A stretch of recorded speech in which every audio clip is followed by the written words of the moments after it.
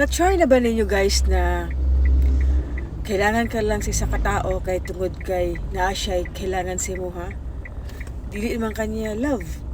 Kailangan lang kaniya kay gusto siya na makaistorya, makauban, pero dili kaniya love. Kumbaga, he needs you but he doesn't love you. Or he wants to be with you but he doesn't love you. Ano ba?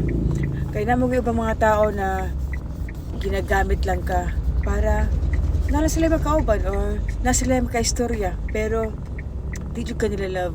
Kaya ang tinuod na tao na nag-love, ipaglaban ka, magiging proud siya sa imo ha.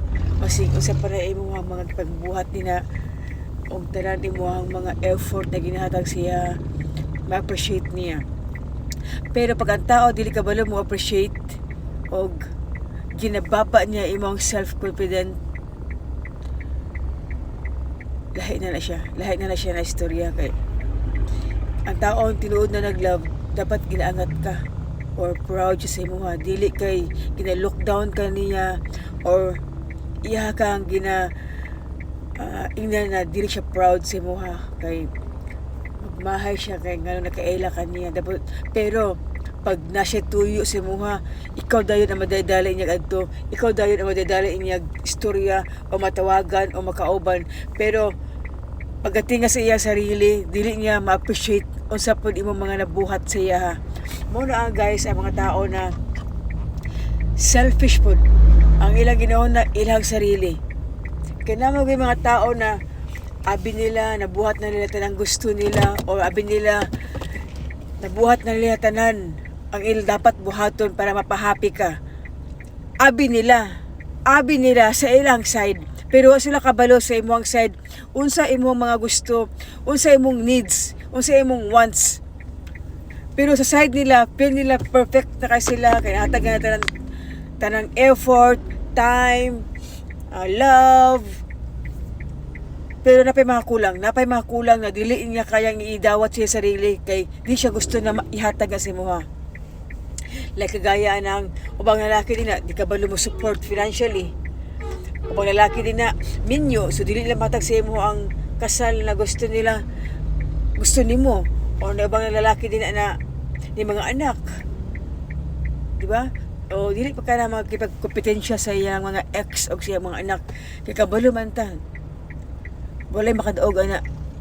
Nagsigala atong mata, waiting for nothing. Mga babae din na pag mata na mo kay ginapaasa lang mo sa tao anak kasi na lalaki, ginapaasa lang mo. Tapos in the end kung magbulag mo, ingnon mo niya na nagmahay siya kay ikaw yung nakaila, nagmahay siya kay dili ka niya kayang i-proud siyang family o siyang mga friends. Nagmahay siya ikaw yung ipuli niya siyang ex-wife or ex-partner. Tapos kay wala mo nag-workout duha kay kuno ana rason pero wala siya nagunahon na unsa iyang mga pagkukulang sa imo nganong ikaw nagiging ana pod o nganong wala nag-workout yung relationship. Sometimes magod it takes two to tango nganong dili mag-workout ang relationship o nganong ang isa ka tao magloko o nganong ang isa ka tao mo naggusto sa imo ha. Kaya no binuhatan na nimo na kay mga pagkukulang na kay mga sala. So sometimes guys, pag love niyo ang isa ka tao, dili na niyo ingnon na nagmahay ko na nakaila ka pamagbulag na mo o nagmahay ko ano ikaw kung nag-girlfriend pamagbulag na mo. Pero magmahay man ka na imo mo siya napakilibangan. Napakinabangan mo siya sa mga time, sa love, sa sex, sa tanang oras, napakinabangan man mo. Kano nagmahay man ka? Sa tao na mo, sa side sa babae, wala siya nagbahay, nakauban ka? Yan ang puro man imong sarili lang imong ginahuna-huna. Selfish ka pagkatao kung anak ka.